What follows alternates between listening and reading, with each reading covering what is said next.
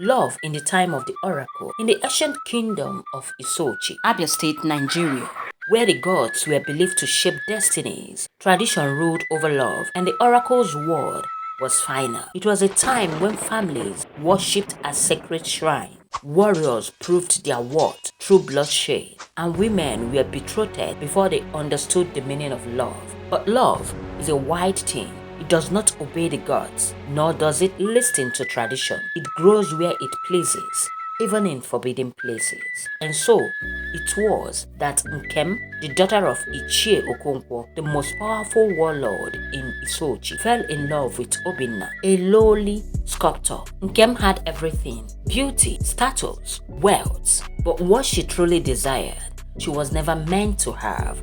Obinna, the sculptor, was a man of simple means but great talent. With his hand, he carved statues of the gods, so lifelike that people whispered he had been blessed by Amadioha, the god of thunder. He walked under the scorching sun, his chisel striking woods and stones, yet his heart only beat for Nkem. They met in secret by Omenka River, where the moonlight cast silver reflection upon the water. There, away from the eyes of the village, she was not the daughter of a warlord. She was simply his Nkem. They spoke of running away together, of a life far from Isochi, where no one could dictate whom they should love. Their love was dangerous, and the gods had their own plans. As the New Yam festival approached, the town gathered at the shrine of the great oracle. The air was thick with the scent of burning incense and fresh palm wine. Dibia Ezugo, the high priest, threw sacred carrots onto the ground, his eyes rolling back as he spoke in a voice that was not his own. The daughter of the warlord shall marry a stranger from the east. All blood shall rain upon this land. A heavy silence fell over the people. Ichie Okonkwo, fearing the wrath of the gods, declared that his daughter would marry Prince Emeka of Onri, a ruler from the east whose wealth and power rivaled any kingdom.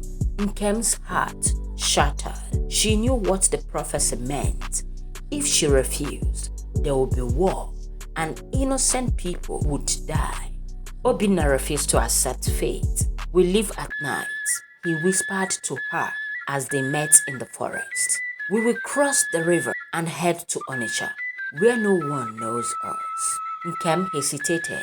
"What if we are caught? Then we fight," he said, gripping her hands. "I would rather die than live without you." That night, as the village celebrated her betrothal with music and feasting, Nkem flipped into the darkness, her heart pounding. Obinna was waiting for her by the riverside, a small boat tied to the shore. "Once we cross, we are free," he said. But before they could board, warriors emerged from the shadows. It was her father. "You dare defy the gods?" Ichie Okonkwo roared. "You think love is greater than destiny? I will show you that I, Ichie Okonkwo, the warlord, obeys no one but the gods." The warriors attacked. Obinna fought bravely, wielding nothing but his carving knife. He struck down one man, then another, but he was no match for trained killers. As he was busy fighting and defending his love, a spear went straight and pierced his chest, affecting his heart. Nkem screamed, falling to her knees beside him. His blood stained the earth. His hands, the same hands that had carved the gods, trembled as he reached for her. "Even in death, I will find you and I will fight for you," he whispered.